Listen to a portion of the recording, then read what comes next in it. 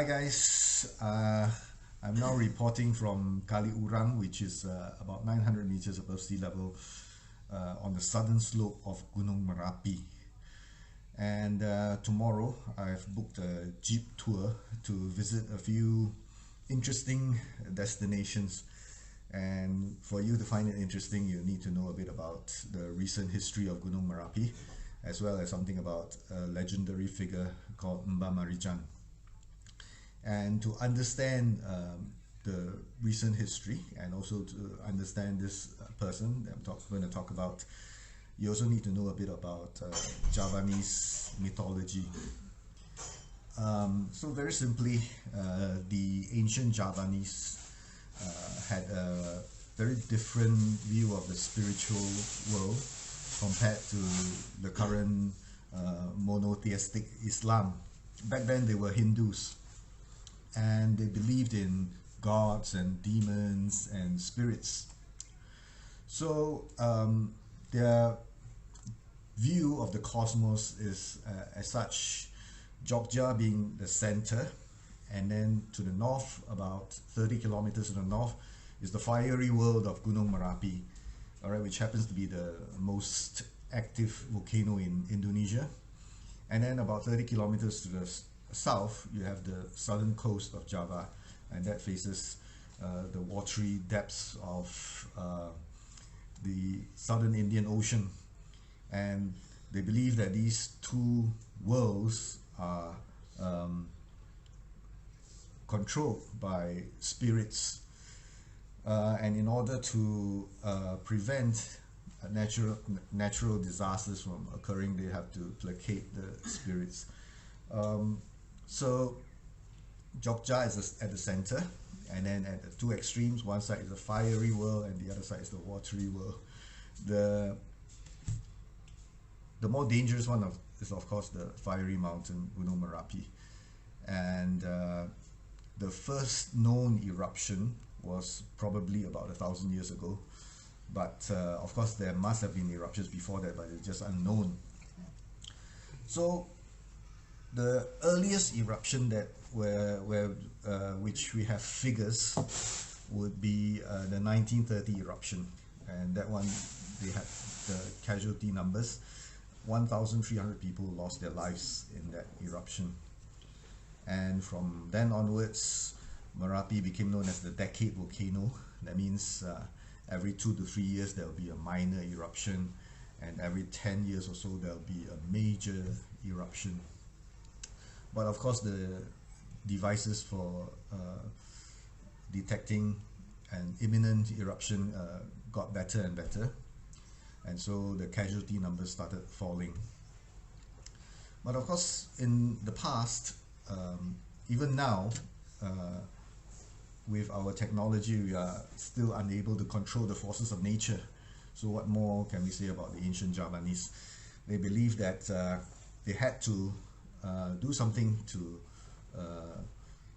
placate the spirits, to appease them, so that they will not cause any volcanic eruptions or tsunamis.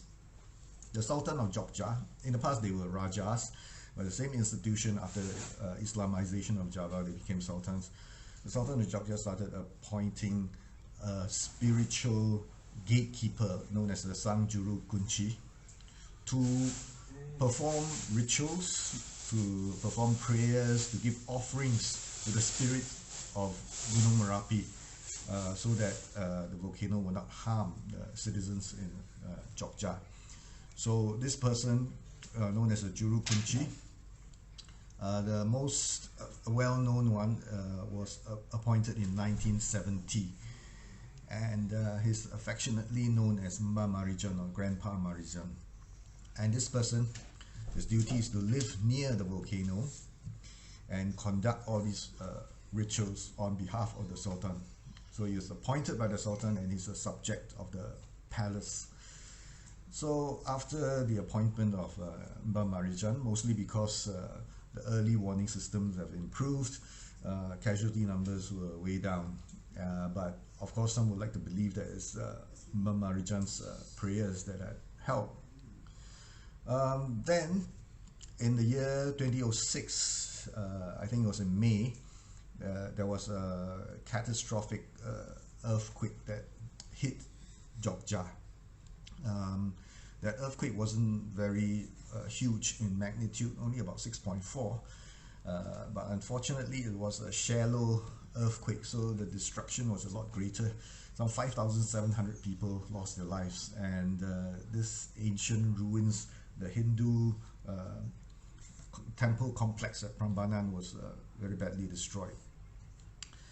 But that same year, the Volcanological Survey of Indonesia issued a warning that Gunung Merapi, there's going to be a major eruption. So when this warning was issued, the government of Indonesia quickly gave an evacuation order. Mbah Marijan refused to leave. He stayed at his home, at this village called Kinarejo. I remember when I was climbing Gunung Merapi in 1993, we were told to register our climbs with the Juru Kunci. So we went to Kinarejo at 2 or 3 a.m. in the morning, and then we started shouting Juru Kunci, waking everybody up. And then I think it's something that they've gotten used to, and then we'll write our names down with the Juru Kunci before we climb the mountain. Anyway, at Kinarejo, Mbah Marijan refused to leave.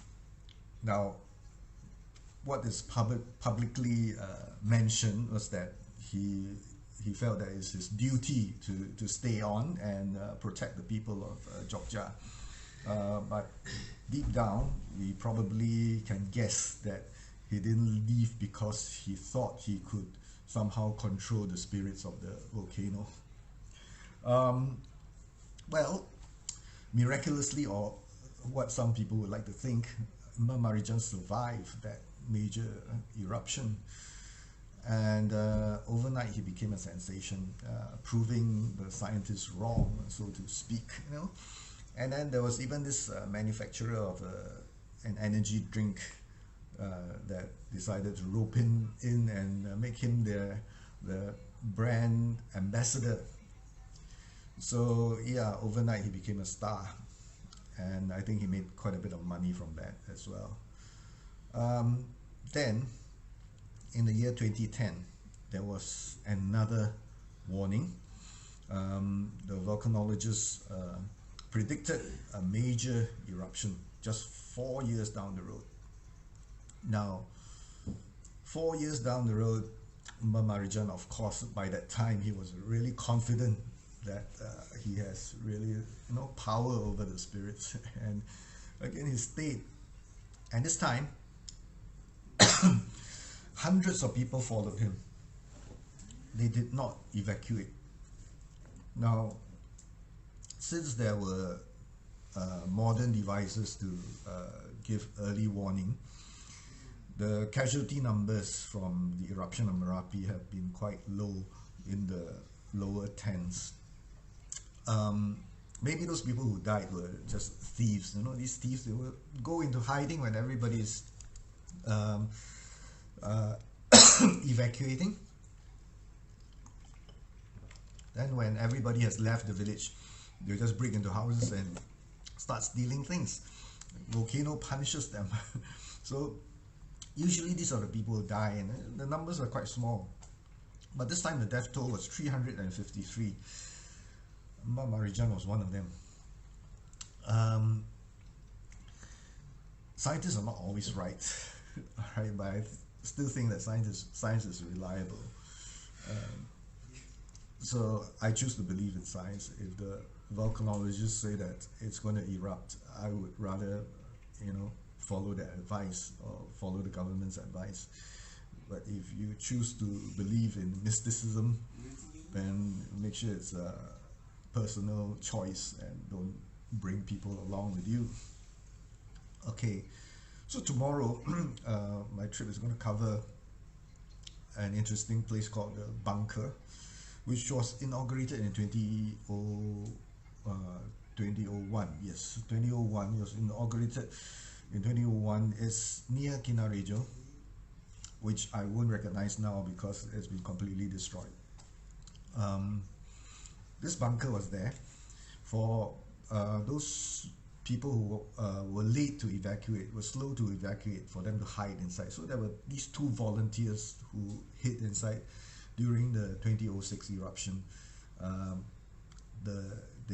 The ash and the lava at about 1,000 degrees fell onto the bunker, and these two guys just perished.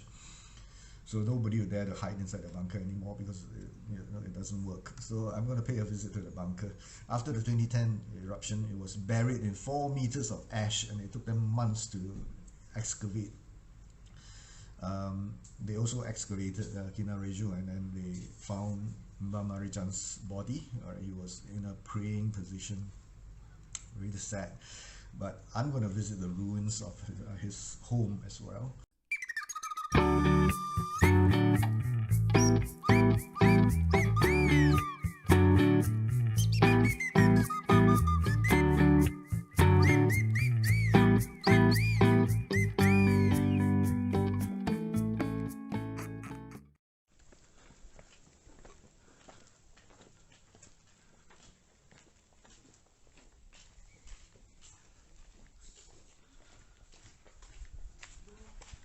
Okay, now we are approaching the home of the late Juru Kunci Mbah Marijan. Oke, ini mobil evakuasi. Mobil evakuasi dulu. Jadi erupsi 2010 itu 2 kali, tanggal 26 Oktober sama tanggal 5 November. Ya. Yang besar itu tanggal 5 November. Ini letaknya dulu di depan rumah sini, depan. Oh, parkir di sana. Parkir sini. Oh, oke. okay. Parkir sini. Di sini ya. 2 orang relawan itu dia ikut meninggal. Oh. Kan Mbah Marijan nggak mau turun juga di situ. Ya. Akhirnya ikut relawan 2 meninggal. Tanggal 5 di situ November. Ya. Terjadi erupsi besar susulan. Ya. Oh. Mobil terlontar. Oh. Terlontar. Kemana? Ke bawah, ke bawah. Ke bawah. Iya, Okay. ke bawah. Jauh. Oh, sekarang jauh. seperti ini. Iya. Seperti ini untuk sekarang. Nah, ini rumah sama barang-barang. Ya. Ini di 2010 tanggal 5 rumah ini rata material atau pasir sama batu. Oh. Nah, ini kronologi.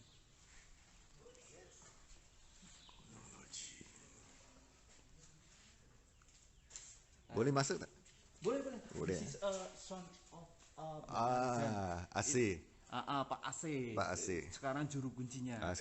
Sekarang dia tinggal di mana? Tinggal di bawah. Jadi warga sini direlokasi atau desa itu dipindahkan ke bawah di jarak yang aman. Oh iya. Silakan masuk. Bukan Kaliurang kan ya? Tinggal di Kaliurang. Ya kalau Pak AC. Beda. Kalau orang sendiri jarak hampir dekat dengan Merapi, kurang lebih 7 kilo dari Merapi. 7 kilo Tadi dari Bapak stay tadi hotel itu 7 kilo dari Merapi. Ya, oke. Oh, tulang. Karena sini mayoritas peternak itu sapi lembu perah, susu. Oh. Jadi banyak untuk sapi dia yang mati. Bukan orang. Sapi. Nah, ini yang meninggal di tanggal 26 Oktober, sekitar 39. Oke. Nah, ini yang bawa mobil. Bawa mobil ini 2 relawan. Relawan PRI sama wartawan. Ada 2 relawan lagi di bunker.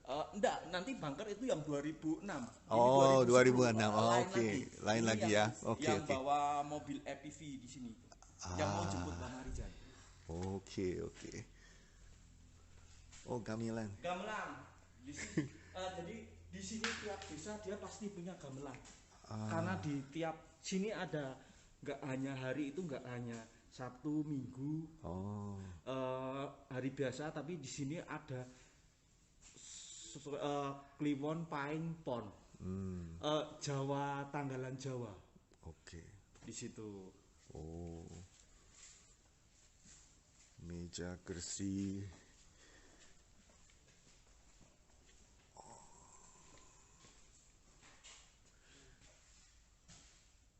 This is the home of the late gatekeeper of Merapi.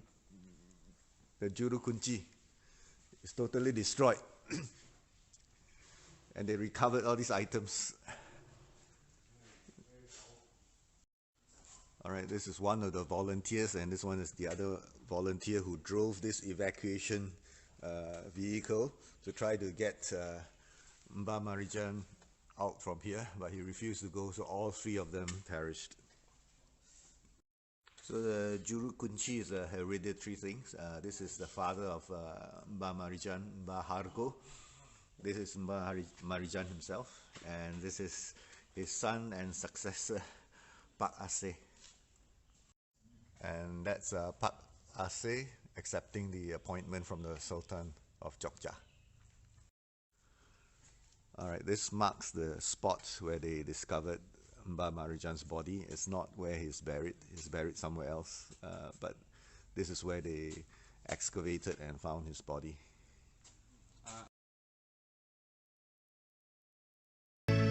Murshidu